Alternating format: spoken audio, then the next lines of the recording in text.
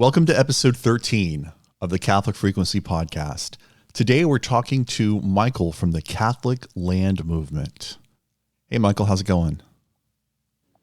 Hey, Shannon, I'm doing well. How are you? I'm doing well. I've seen your account for you and for the Catholic Land Movement for a year or so. I think we're following each other. And I know you had a conference last year, and I sort of looked at that, but I don't know. I've just sort of kind of been intrigued by this idea of the Catholic Land Movement, but I've never sort of dug into it. So finally, my curiosity got the best of me, and I said, I'm going to reach out and see if he'll do a space. And here we are. Well, thank you for reaching out. I'm happy to be here and grateful for the opportunity to reach your audience and talk to people about the land movement. All right. So I'll just start with a very basic question. What is the Catholic Land Movement? It's a great place to start, right at the beginning. So the Catholic Land Movement is, in the contemporary, is a continuation of the Catholic social action that stretches all the way back to kind of the early 1900s. And so there was various iterations in between its origins and now. In its origins, the Catholic Land Movement was mostly grounded in the land associations of England, which did things like train young farmers and even old farmers, but trained people in vocational and craft skills to bring production back into the household and kind of push against the cultural trend of rapid industrialization and urban consolidation that was happening at that turn from the 1800s to the 1900s. Pope Leo the 13th wrote an encyclical that many people are familiar with called Rerum Novarum. And in that encyclical, he suggested a third way of economics, one that prioritized property ownership, that prioritized virtue, the rights of labor, one that prioritized Catholic families and the development of families.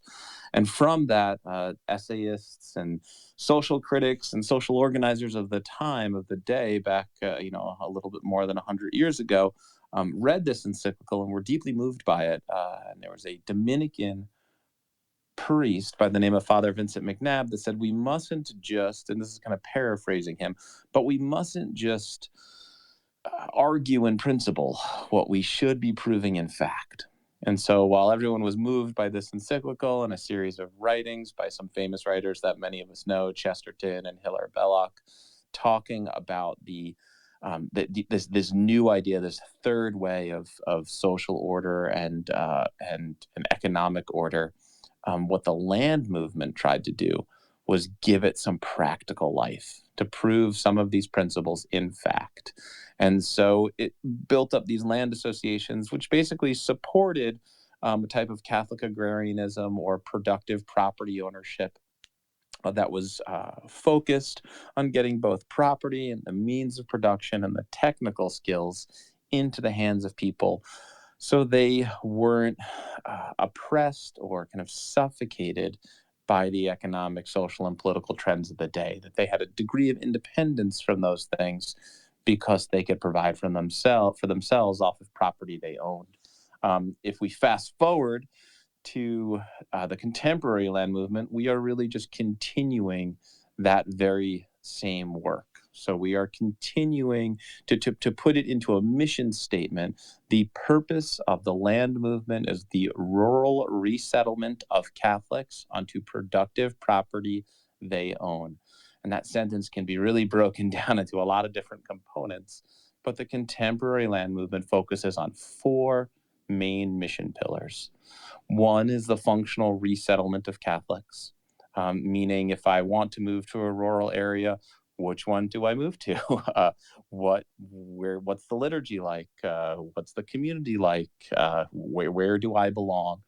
So helping people on that journey of rural resettlement, which many, many people are on, is the first pillar work of the land movement.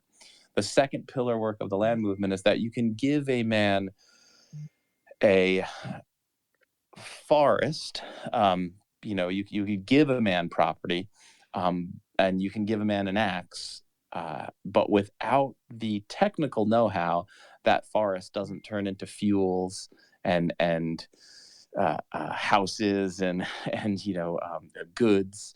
Right. We need technical know-how and the techniques to transform property and resources into material goods for a family. Those are really rooted in cultural traditions, and so we need a means to teach one another. We need a vessel in which we carry on and educate people in the cultural traditions and the technical skills of how to be productive on property that you own. And that goes everything from agrarian skills to craft skills. And so it used to be that agrarian, I like to call them land and handcrafts, but agrarian skills and craft skills and trade skills were something that was kind of ubiquitously common. And there was really just a peer-to-peer network of your neighbors teaching neighbors, how to do things like slaughter pigs or raise chickens or plant corn or timber frame a barn. Unfortunately, those peer-to-peer networks in the contemporary have been largely diminished. And so the second pillar of the land movement in the contemporary is the restoration of that peer-to-peer education network amongst Catholics to recover and return to those very basic skills. The third pillar work of the contemporary land movement is the fellowship networks that are necessary to be successful as we move back landward and move back to more basic and traditional skills. Anybody who's homesteaded or farmed or tried to forge a closer relationship with the landscape, grounded in the faith, understands that part of what is necessary in that is a deep relationship with your neighbors, not just to market products to your neighbors, but I mean a living, real relationship. And so the land movement, through our chapter network and through our events, gives a real space for fellowship between agrarian Catholics to kind of flourish. One of the things I always say to people is they get involved with land movement organizing is that the informality that emerges from participating with the land movement is a feature and not a bug of the land movement. So you'll find that once you introduce kind of land movement rubrics into your parish community or into your circular group, you'll find that all of a sudden, like, the women are getting together for a sewing group maybe, and then the homeschool group develops, or the guys get together on Friday nights for timber framing, or a book club develops to read the old encyclicals or Chesterton or something. But maybe, is it land movement? Is it not land movement? It doesn't really matter. The informality and the real relationship network, that's the third pillar of land movement organizing.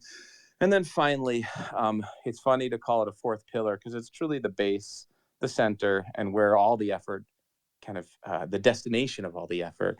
But that fourth pillar is the glorification of God and kind of centering Christ in our life as Catholics. Our liturgical life, our prayer life, our spiritual life, making sure that everything we do in the land movement is developing Catholic virtue and helping to take us to a deeper place in relationship with our identity as Catholics. And that fourth pillar work ends up being a lot of communication with the ecclesiastical, making sure that sacraments are at our conferences or events, making sure that we're well catechized and our doctrine is good, but also that prayer is being guided and spiritual life is being developed by people's participation with the land movement. And so that's the four contemporary pillars of land movement work right now. I can give you a little scope where the land movement has upwards of 24 chapters. We actually had just our chapter leadership meeting just last night, and there was like over 30 people in attendance. And these chapters usually range anywhere from like 40 to 100 people. And these chapters in various parishes all across the country and really all across the world are engaged in a whole variety of events and groups and so on and so forth. And so there is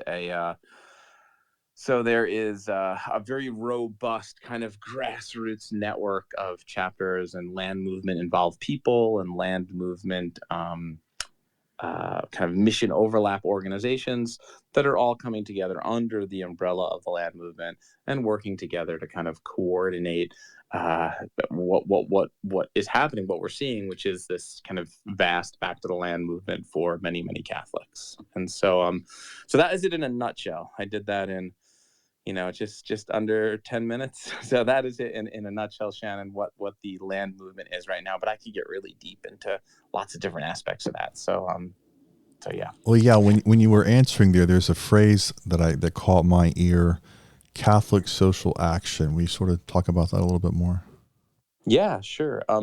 So social action is the organizing to bring Catholic life and Catholic presence and Catholic leadership into the temporal realm of things. There's lots of different ways that this happens. Most of us are familiar, as we live in a democracy, with an orientation of social action being like a top-down approach in which we organize and agitate to get our leaders or politicians to kind of take on positions, whether it's banning abortion or IVF stuff, or the various social issues that we all know about. Sometimes it's organized around corporal works of mercy, very specifically, care for the poor, care for the homeless, whatever it is.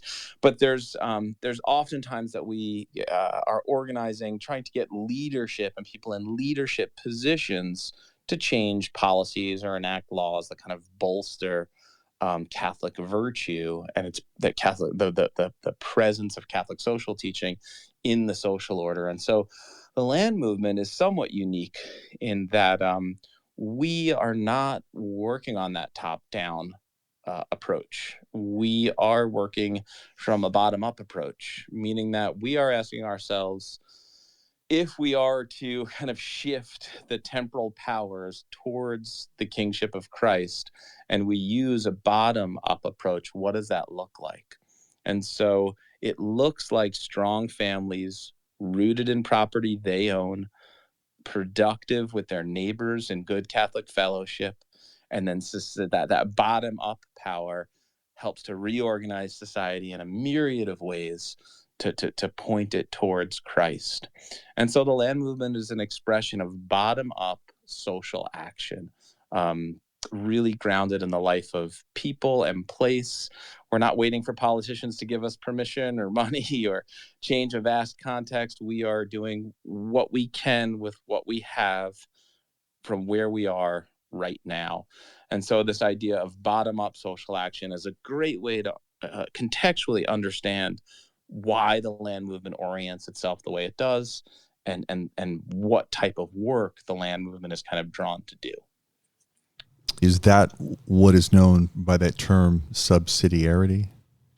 Subsidiarity is a Catholic social concept which states that level of authority to achieve a specific goal in a social order should be as low as possible. And there's lots of different ways to kind of talk to or about subsidiarity, but I find the one I just said to be the most useful, that we should push authority down to the lowest level possible to achieve the social goal that we're trying to get at. That we shouldn't create vast social systems to answer problems that really could be answered in a community or a household. And so subsidiarity is always pushing things to the local level, as much as possible, right? So there's certain hierarchical things that if you're going to have a organization that's dealing with national issues, well, they'll need to operate at a national level. But subsidiarity is always asking us to answer the problems and questions as localized to those problems and questions as possible. And it's actually a brilliant way to think about and approach a lot of different social issues that flips things on their head sometimes, where people think about the environment and they think about environmental quote unquote answers to environmental problems are often like, let's blanket fields and solar panels, or, create like crazy, international carbon standards or something. Well, these are really in contrary. Those kind of answers are in contrary to the idea of subsidiarity, which would ask us to answer environmental questions and good stewardship questions with localized answers. And if you do that, you end up with small farms in balance with the environment and kind of cultural and social context in which they exist. So you see a very different type of answer to problems when you answer it uh, paying attention to subsidiarity. And this is a social teaching principle of the church that has existed for a long time. And there's quite a number of encyclicals that our popes have given us, kind of instructing us to these types of answers and focus. So an example might be we want our local school board making decisions, not the Department of Education in like Washington, D.C., right? Bingo. Yep. That's a great example of subsidiarity in action. Or instead of asking for federal grants, to solve local homelessness or something like this, that we're going to solve that with the agency in the locality. How do we as people come together in a community and provide for the unhomed? That what is the subsidiarity answer to that question? When you were first sort of giving us the presentation of what is the Catholic land movement, you were talking about a third way. So what are the other ways? And just sort of elaborate a little bit more on the third way. Sure.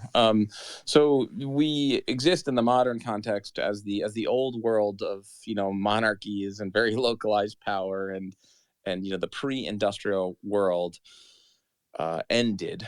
A little more than 100 years ago. We saw the rise of kind of two orientations. One orientation, which was the idea that by liberating capital in kind of liberal economic systems, we would create vast technological improvements that would kind of sort themselves out and serve people's needs. And so there was this idea of like free market kind of libertarianism, capitalism, well, for lack of a better word. And then on the other side, we saw the idea that the common good needs to be kind of controlled and dictated by the state, and that private property is a detriment to people's lives and to the social order, and it should be abolished and eliminated. And actually, everything should be collectivized, even right down to the family, collectivized in a type of like state or organization. And then right, I'm speaking to communism. And so at the onset of the Industrial Revolution, people really got two options. You could either, follow the march of the capitalist world, or you could follow the march of the communist world. And quite literally, the world, many people around the world picked one of those two paths, much to the disaster of many, many souls and lives, because neither one of those systems really is telling the truth, which the truth is that we have these eternal souls, and that our life here on earth is one in which we should be cultivating virtue, and that God has left a natural order in things that's evident in our relationship to creation, and our relationship to our families, and our relationship to society at large. And that these things have been well understood and talked about, and that social order, that good social order, is one that respects that fundamental truth, and that creates kind of temporal conditions that honor it. And so this third idea would be one in which natural families, property ownership, good stewardship of the one another as brothers and sisters, but also of the earth and the rest of creation that God has entrusted to us. That there's like a third way that's not a balance between free market capitalism or the state's obliteration of private property, but actually a complete third way that is an honoring of us as children of God, and that we have a purpose here to cultivate virtue in one another and get each other to heaven, and that through that awareness, so that kind of constant awareness and direction, we can discern a temporal order of things that serves that purpose. And so distributism is the name that was given to this third way by a set of English essayists and kind of social theorists. And the idea was that well-distributed private property, and when I say that, I don't mean distributed by the agency of the state. I mean an economic order that keeps property in the hands, productive property in the hands of as many people as possible. Well, that is a good lens through which to look at social policy. Like, does the social order that we're creating, does it make sure that a family can own a piece of property and provide for their needs on it?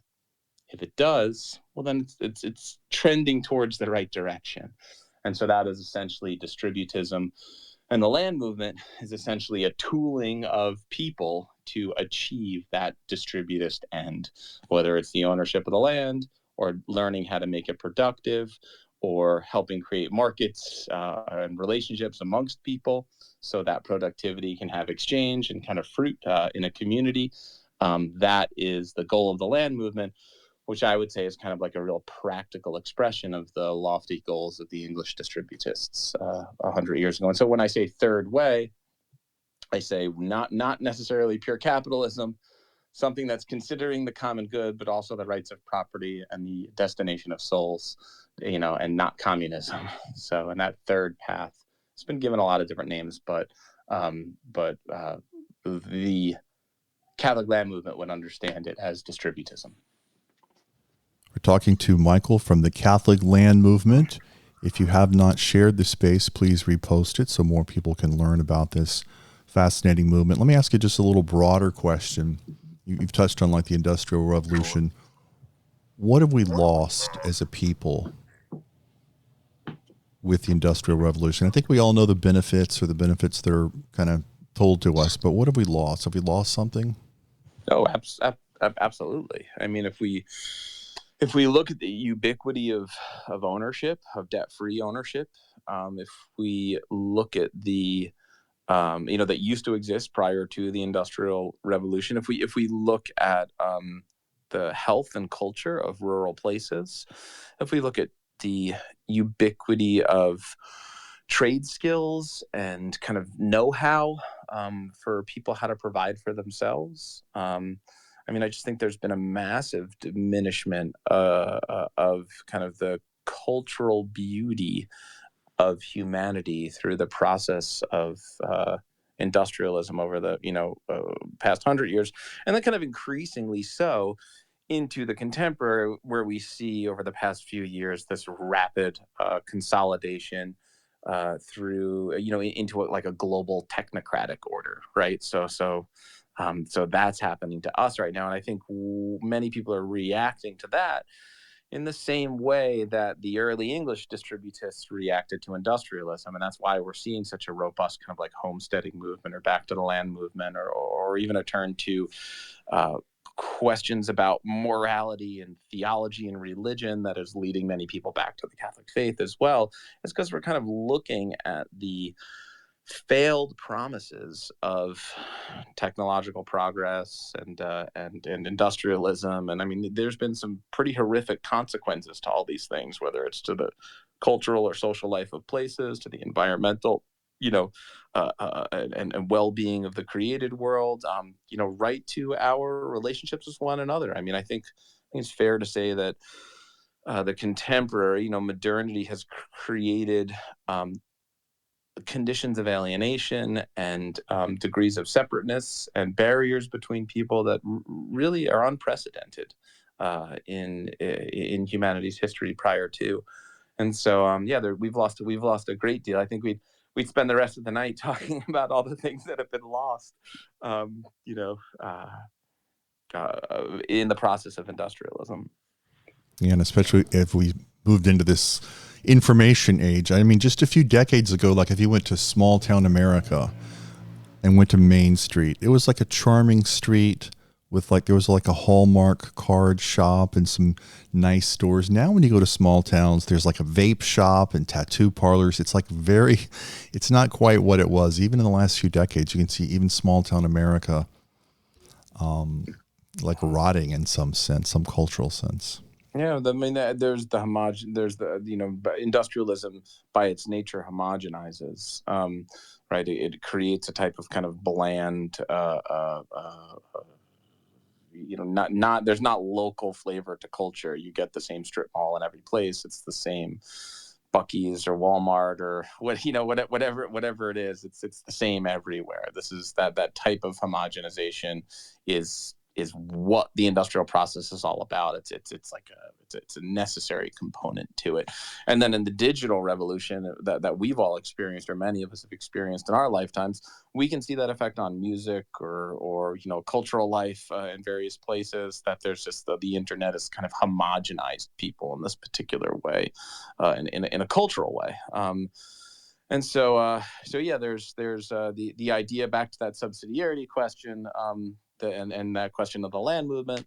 The land movement is trying to give some kind of practical shape to the effort to like relocalize, to the effort to like answer questions with subsidiarity, to the effort of like a reestablishment of culture, which is ultimately much culture is kind of rooted in agriculture and rooted in people's relationship to place, and so reestablishing that relationship to place is a deep part of what the land movement's effort is. Really, the land movement, I think, is a collection of people who recognize what we have lost and are looking to restore it with one another, to kind of return to a localized, intentful stewardship of our homes and our communities and our farms and our households, that has definitely been lost, or at least greatly diminished over the recent period of human history. By the way, I hate Buc-ee's. It's so awful to go to a Buc-ee's. I think if I had access to nuclear weapons, I might just nuke them all. They're just so awful. Don't ever go. If you've never been, don't go. That might be against Catholic social teaching, so I guess I wouldn't do it, but I would think about it. Yeah, we're gonna offer a gentle path with the land movement, that we don't have to nuke the Buc-ee's, but perhaps we can all encourage each other to garden a bit, and raise some pigs, or raise some sheep, and learn a couple trade skills, and perhaps it might take a couple generations, but I truly believe that this work is written on the hearts of many people. I speak to many people about it all the time. I work a lot with land movement and land movement adjacent efforts, and these words are written on the heart of many people. The words are different on every heart, but they all rhyme, and it's emergent in a very powerful way all across the world. And I am enthusiastic about stitching the efforts together and helping create a very broad movement, a social movement, that breathes life into this return and restoration that I think so many of us desperately want to see happen, but are waiting for some direction or someone to say, "Hey, take the next step." Or, "Hey, I know how to do this. Let me share it with you." And so some of those people are in this room right now too. Earlier, you were talking about, I think you said there was 24 chapters in the United States. Yeah, some of those chapters are international, but there's about 24 active chapters, but there's probably about 30. It's always funny. I'm an orchardist. I have a kind of large orchard, couple hundred trees, and people always ask me, like, "How many trees do you have exactly?" And I'm like, "Well, do I count the dead one that's I know is going to die next year? Do I count all the little tiny pips that I'm growing in a garden box? Like, how many trees?" So it's a little bit the same with the land movement chapters, where I have like that there's like 24 leaders that met on a call last night that are running chapters, but there's leaders that didn't make the call. There's people I'm orienting who I haven't heard from in, a week or so, or 2 weeks or 3 weeks. There's people who disappeared and are going to come back. And there's the chapter out there that hasn't connected with the network yet, but like looked at the website and started a chapter and just hasn't called me yet. It's very funny. Sometimes it takes me like 3 months to get somebody to like take the first steps in chapter formation. And then they do it, and it's like another month until they have their second meeting, and then it's another month until they get together to do a project at someone's house. And then somebody else calls me and is like, oh, we've been meeting for a year and we thought it was time to call the broader network. We get together once a week. So it's very hard for me to pin an exact number, but somewhere around like 25 to 30 I think would be an appropriate accurate thing. Our conferences, we have conferences kind of all over, and there's land movement gets invited to lots of different conferences, and we have lots of different like mission overlap organizations that we're working with in various capacities. And so there's thousands of participants in land movement and land movement kind of tertiary or land movement like integrated activity around the world. And so it is rapidly growing as well. So much so that it's gotten the eye of some people in the ecclesiastical, which could take us into a discussion about the recent Rome trip and kind of how fast the land movement is growing. And again, for me and in my perch and where I my seat of witness is just that it's every day there's dozens and dozens of people who approach the land movement saying, hey, I want to get involved, or I want to start a chapter, or I want to get involved with the chapter near me, or I want to take a look at this thing I'm planning. Hey, my farm's teaching a class, on and on and on and on. So it's a very it's growing by leaps and bounds every week, every month. It's a very robust and alive and kind of thriving movement organization. So can anybody start a chapter, and would it just have to be in a rural place, or if you're in like Atlanta, Georgia, can you start a chapter? No, you can start a chapter anywhere you want. There is like an orientation process, so you would you would contact the land movement through the website, send an email, say, hey, I'd like to start something. Maybe there wouldn't be a need to start something because there'd be something already started by you, or maybe there would be a need to start something. And so helping coach all these chapters into existence, there's definitely formulated like a best practice and kind of rubrics of organization that is developed. We have a little leadership packet, and we help orient people in kind of motivating principles so they understand the history and the kind of philosophy and that's guiding the land movement, our principles. And then once we're confident somebody's kind of grounded in those, we take them through the organizational rubrics of like, here's how you have a first meeting, here's how you keep your data lists of people, here's how you contact them, we walk someone through the process of organizing events and activities, usually based out of a parish group, although not always. We've worked with religious, we've worked with there's all different types of, and sometimes people are just really remote and it's only them. And so yeah, there's all different types. But if you are interested, and over the course of this conversation, usually get to this at the end of the conversation, but if somebody's if you're listening to this conversation, say, oh man, I this is something I'd like to be involved with, because we're not going to, in the hour that we have together, we're not going to get very far in helping you understand the real kind of scope of land movement activity. So if you hear this and you're like, I would like to get involved more, I very much encourage you to send an email through the website, and then we can connect you to either what's going on around you or help you cultivate kind of action where you are. And so, yeah. We're going to open it up in a little bit for questions. So if you have a question about the Catholic land movement, why don't you go ahead and request the microphone, so we'll already have you up on stage. Michael, you've mentioned the website a couple times. What is that URL? Yes, it's catholiclandmovement.info. And so there you can find a chapter. The website is we've gotten some great volunteers recently, people with a lot of technical skill.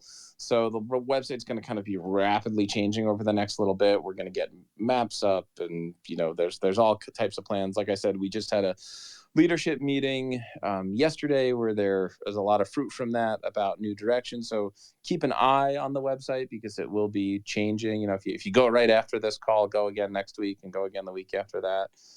Because it will be changing a good bit over the next little bit. But you'll find a place in there to say, hey, I want to connect with a chapter, and then just fill out the form and wait patiently for someone to get back to you.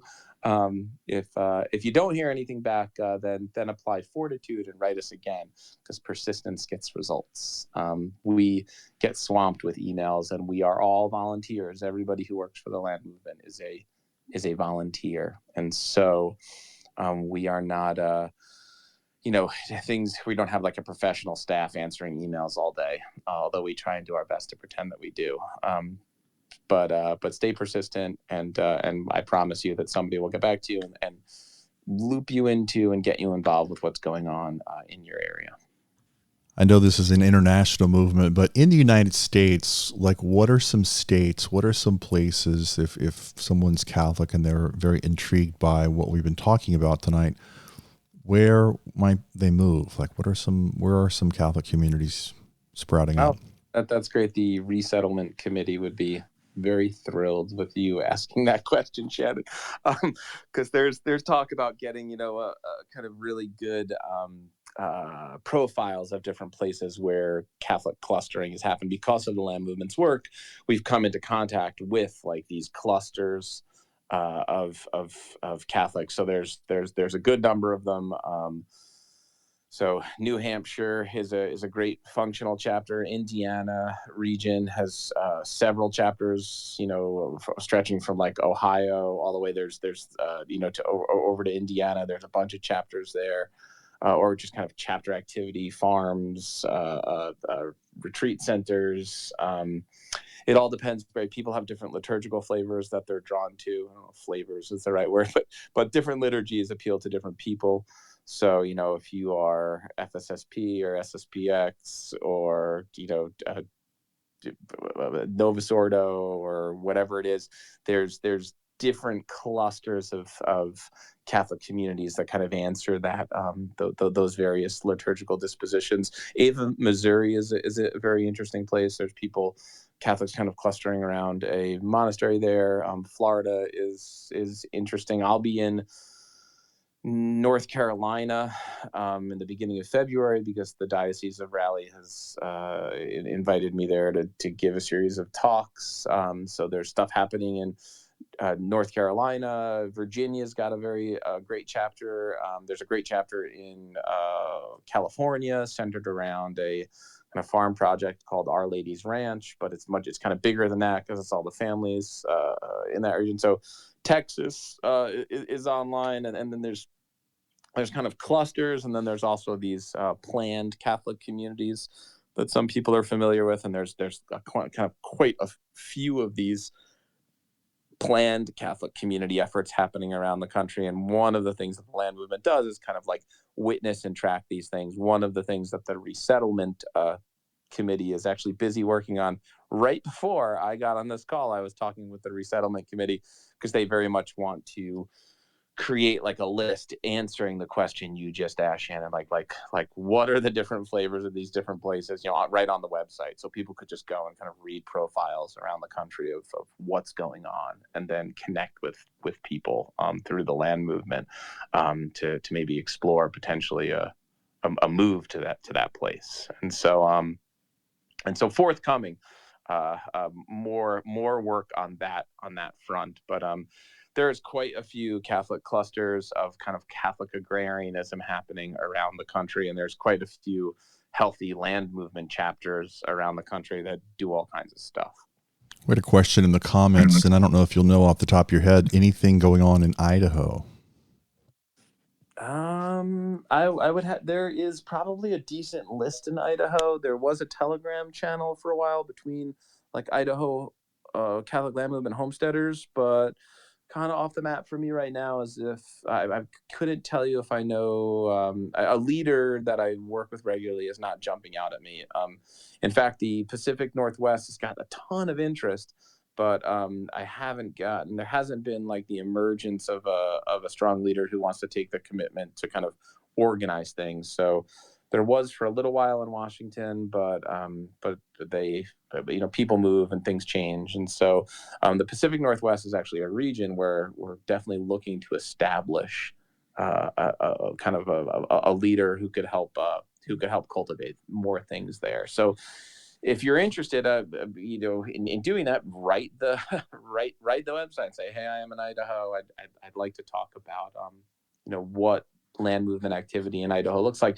There's if the land movement doesn't have a leader in a state or a location, it is very likely that we have like 20 to 30 people on a list waiting for somebody to put stuff together. And so once you make it through our leadership orientation, we will open up that state list to you, and then it becomes your job to kind of make something happen where you are. One more question. Anything in Scotland? No, again, there were 2 chapters in the UK. There's 1 chapter in the UK now. There is a chapter in Portugal, but I haven't heard from them in a while.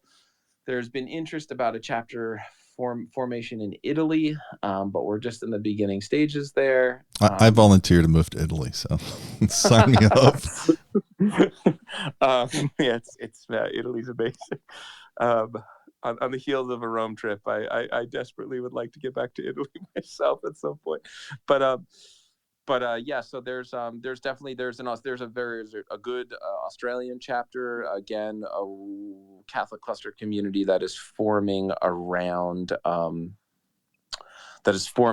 monastery, I believe a Benedictine monastery, but they've built a couple houses and are building this beautiful monastery, and so yeah, there's definitely international chapters. There could definitely be more of them if we could find more workers in the Catholic Land Movement vineyard. So yeah, there are a lot of international interest, but maybe only a handful of chapters.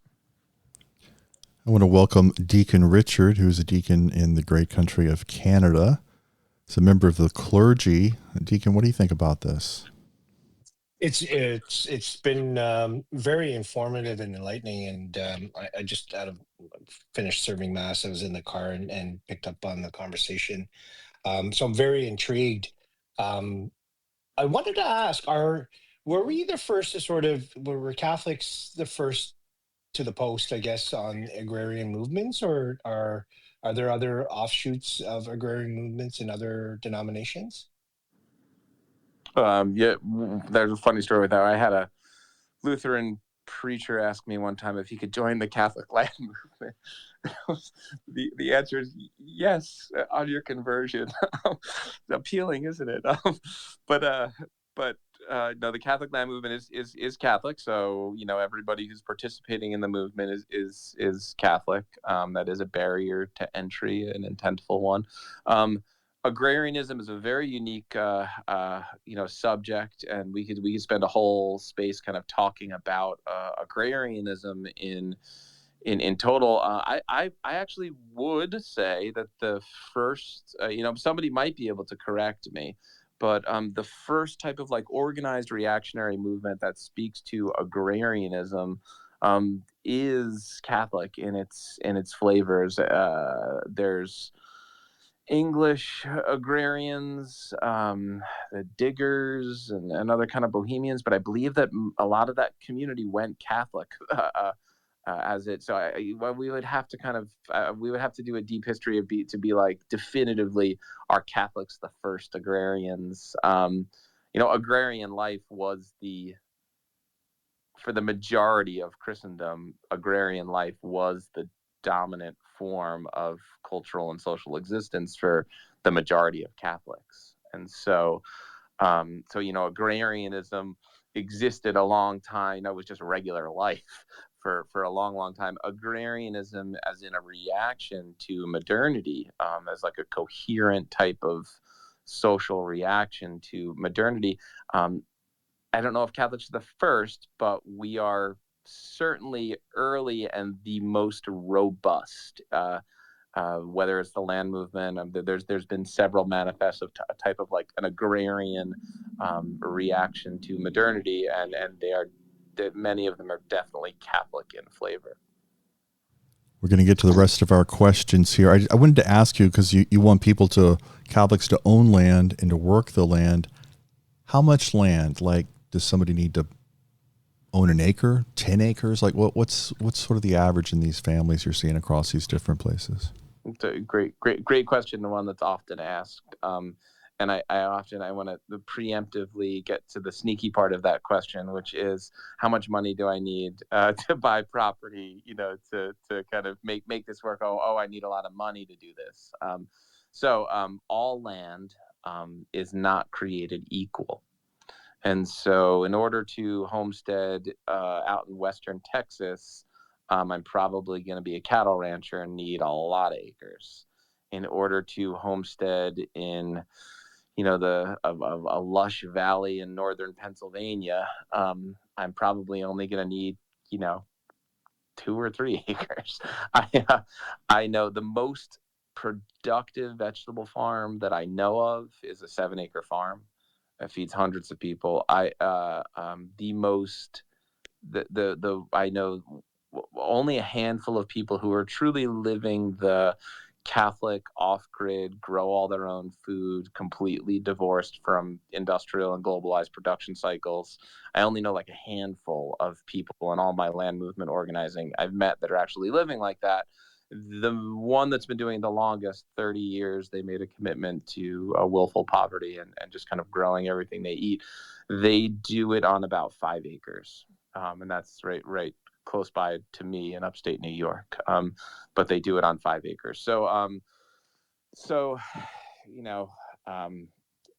what the land movement does before, it's not the number of acres you need. It's the quality of the property, but it's also your skill level in caring for that property. Because you could give somebody 20 acres and it could just be wasted.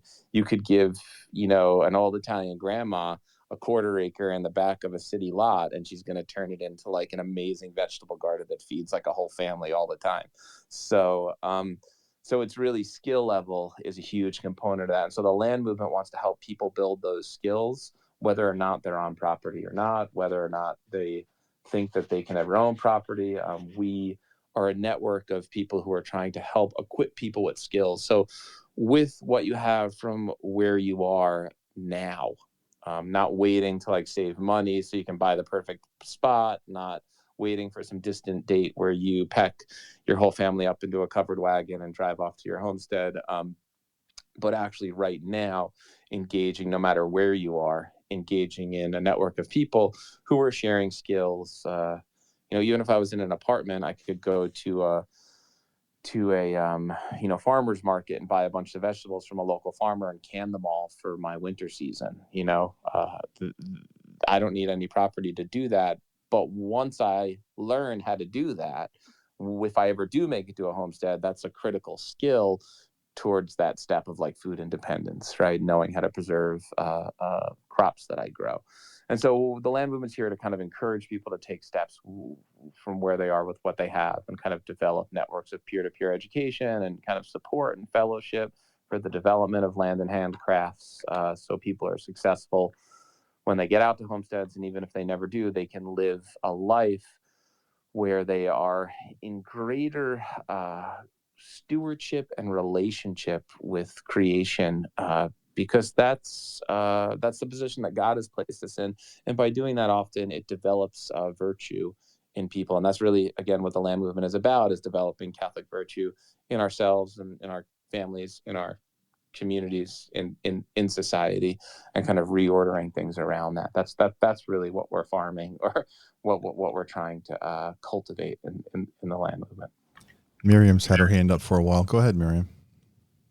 Hi there. Thanks so much. Sounds really interesting. I was just wondering if your group would ever consider building homes for poor families. I know in Canada, in Eastern Canada, I can't remember if it was Nova Scotia, or Newfoundland, there was a priest who encouraged the men in the area and the diocese to build homes for new families. And so every new couple that got married would be built a home by the group. Now, this happened, I think, in the 1900s, early 1900s in Canada, in the Eastern Canada. What Thanks. about it, God Michael? bless. Do you know? No, but there's a farm up in Canada right now where I know a bunch of like small houses were built, and maybe it's the same thing. It has a type of like, I think they were built originally for like priest retreats, but then it turned into like a whole agrarian center. The name is escaping me now. Maybe somebody else in here knows it. But Miriam, I'd Do you love to mean hear. Madonna House? I live Yes, near here. Madonna House. That's the one I I'm live right thinking of. beside there. Oh, okay, yeah, there you go. So yeah, that is precisely the one that I'm thinking of. But the idea of, but I don't think that's what you're talking about. No, yeah. Yeah, the idea of like a parish community having like a simple template for a house, having like the skills to like timber frame a house for a new couple that's moved to that community so they can set themselves up on land debt free, so they can, live a full Catholic life without that service of debt that so many of us get trapped in. I mean, this is absolutely up Land Movement's alley. Is it something that we're doing right now? No, it's not.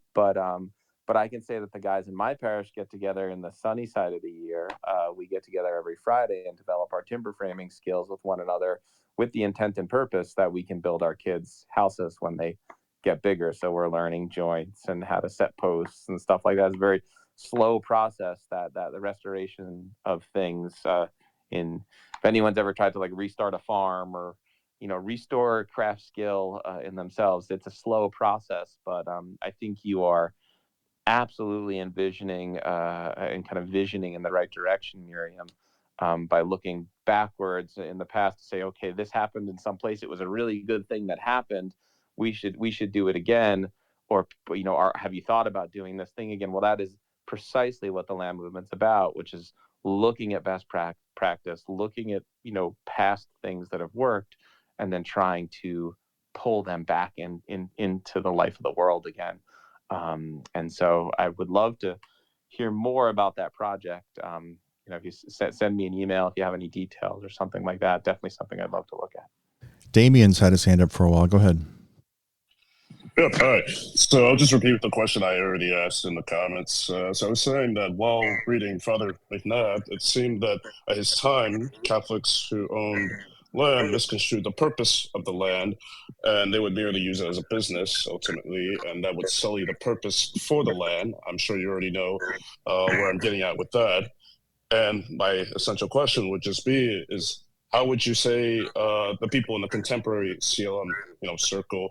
How would you say they would be doing something different from what Father Vincent is condemning? Because Father Vincent seems to emphasize using the land according to your needs and nothing beyond that. So that's ultimately the question I had for you. Yeah, it's a great question. There is. There's also Father Dennis Fahey, which addresses the idea of like economics, farming, and liberalism and its effect, which is good if McNabb and those themes in McNabb about farming and its relationship to economics, and particularly and kind of some of the threats and dangers there. I just quickly would say check out I think it's The Church and Farming by Father Dennis Fahey next if you haven't read it. But anyway, to the specific McNabb question, the Land Movement is primarily concerned with what Father Vincent McNabb would have called sustenance farming. That was true for the original Land Movement, and that's true for the contemporary Land Movement. However, that's not many people who have sustenance farming skills are also people who engage in agriculture and commercial endeavors. So where they might, sell chickens to their community, or they might sell, pigs to their community. Pigs is a great one because you can't really do sustenance pig keeping without actually having like a small market to sell extra pigs to, because that's just the way pigs work. And so, and then pigs are a grain animal, so it's unlikely that you have your own grain mill. And so pigs are a great one to kind of like introduce people to that. Even small sustenance farming ends up kind of necessitating a type of like localized economics, whether it's mills for feed or, excess pigs that you'd be selling off. So I think that if in my read of McNabb, I just actually went through like a whole Fleet of the Fields course with somebody, or like taking a group through reading Fleet of the Fields again. IHS Press, Fleet of the Fields, a great number of McNabb essays in there. But my read of McNabb isn't to say that the economics of farming or to farm and market farm, let's call it, in and of itself is not an evil. It's just when that becomes the predominant mode of agriculture, it obliterates kind of localized a culture and relationships. And so the predominant idea would be sustenance farming first, and then tertiary, or not tertiary, ancillary to that core of sustenance farming, you would find market endeavors for land and handcrafts that you would be creating on your homestead. And so that is the current orientation of the land movement too. First, when we teach a pig workshop, we're usually not teaching a pig workshop to like teach people all the economics on how to run a pig farm for profit. We're usually teaching them how to break down, preserve, and cure a pig for their family first. But then through that network, you might actually meet pig farmers who, would be happy to talk to you about the greater kind of like market opportunities involved with keeping pigs or chickens or something else. But I think you're right, Damien, that both Vincent McNabb and the land movement are primarily concerned with sustenance farming first. Susan. Good evening, Shannon. Thank you for hosting this space. And good evening, Michael. I apologize. I joined late, so you may have addressed this earlier. But as far as like the communities that might be associated with the Catholic land movement, does one, if one wants to be part of the community, does one need to be dedicated to doing a full homestead, or is there a spot, or I guess a vocation where people can come in and provide other services and resources to the community? It's that's a great question. So one of the things that I always like to clear up in talks about the land movement is that the land movement is not establishing like breakaway communities where like there's some attempt to have like a planned community where everybody is how do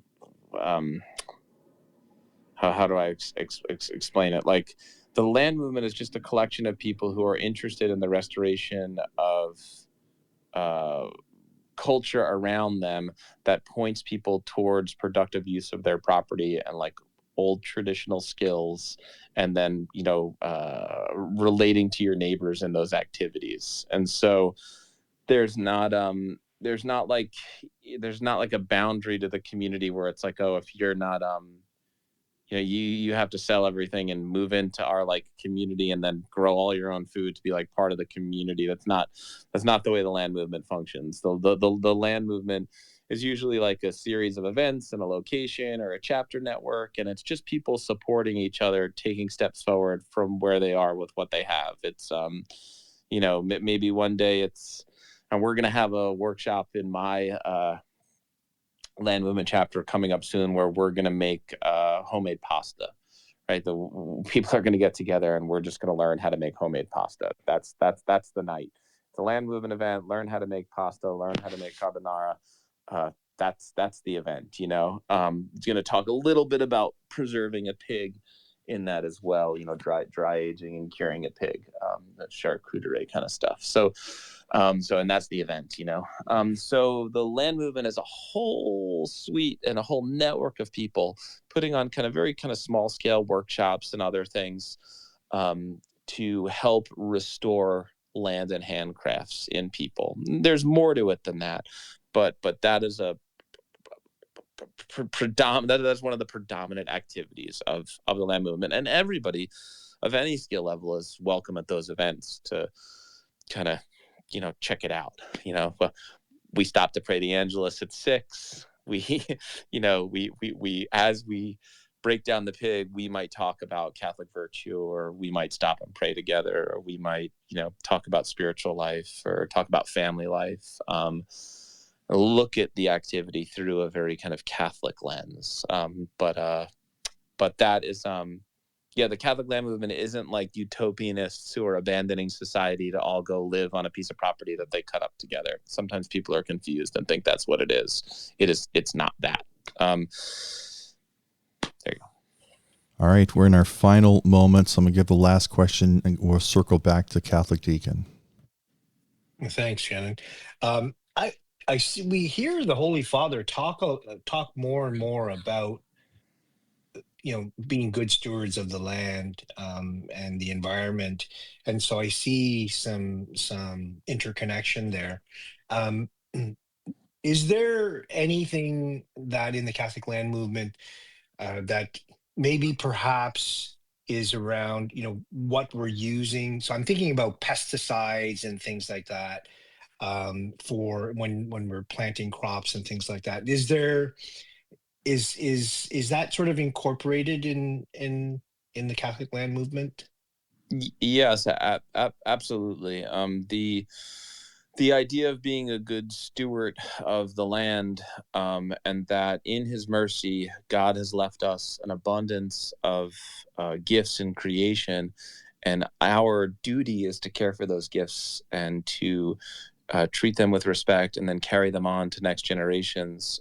That is a theme that you will see stretch from Pope Leo XIII in Rerum Novarum all the way through to Laudato Si and Pope Francis. So that is a consistent and perennial teaching of the church, which is care and respect for creation and one another. And so absolutely. I think it's part of the reason why we were invited to the Dicastery for Integrated Human Flourishing recently in our trip to Rome, is because the land movement is this very unique model about what care for creation looks like when we when we kind of zoom down in subsidiarity and base the action in families rooted on property they own. What does action for care for creation look like within that context? And it looks like the land movement. And so taking good care, if my kids are going to go play or help me harvest my vegetables, high likelihood I'm not going to go hose them down with pesticides, right? My 2-year-old is picking the stuff. I'm not, if I'm growing a small Jersey flock for milk, and meat for my family, high likelihood I'm not going to treat that animal like incredibly disrespectful, or that they're going to be connected to some giant industrial chain, right? So when we answer questions with subsidiarity, just by the nature, the kind of ontological nature of that answer, we tend to box out some of the high input, high chemical, kind of disrespectful and frankly sometimes dangerous land management practices we see in industrialized agriculture. All right, I'm going to come to Michael for a brief sort of wrap up here in a second, but let me just tell you about some other spaces and things going on. Just a couple of minutes ago, we started streaming on the video side, a talk we had yesterday with Drago and Imperator on Mary as the new Ark of the Covenant, the sort of Old Testament parallels where that is paralleled in the Old Testament and the New Testament counterparts. Imperator is also co-hosting a space with me Friday at 4 on the origins of evil. And a quick reminder about our Rosary spaces. Rosary for Newbies has been going on every day this week. We'll do it at 7:50 a.m. tomorrow. And Jan is here. Jan hosts a Rosary from Scotland, 5 p.m. Eastern, 7 days a week. She works harder than I do because I only do mine 5 days a week. So, Michael, sort of sum up this, and I hope we can do this again. Maybe we can make this a series, but sort of sum it up for us about the Catholic land movement and anything you wanted to mention that maybe we didn't get to. So thank you everybody for joining the space. I hope that people found it informative and that you enjoyed what you heard here. If the idea of the land movement is something that you're like, wow, this is very interesting, and I'd like to learn more about that, please go to our website. It's catholiclandmovement.info. From there, it's a great jump off point to get connected with lots of other people who are moved by the kind of work, intentions, and principles of the land movement. You'll be able to connect with me there, and I'd be happy to talk with you. The land movement is growing over this next year. We just had a very exciting leadership meeting last night, have a big vision for the next year for the land movement. We have gotten some very good of positive affirmations from very high levels in the ecclesiastical. So those developing is something that we're very much looking forward to. And we are growing. We are out there. We are doing the work. If you are moved by the work of the land movement, I would love to help you lift your talents to the effort by getting involved and pointing you to participation in your local area. So reach out and get in touch. Everybody, please follow Michael. Also, there's another account for the movement itself, right? What's the handle on that? Do you remember off the top of your head? I think it's Cath Land Movement.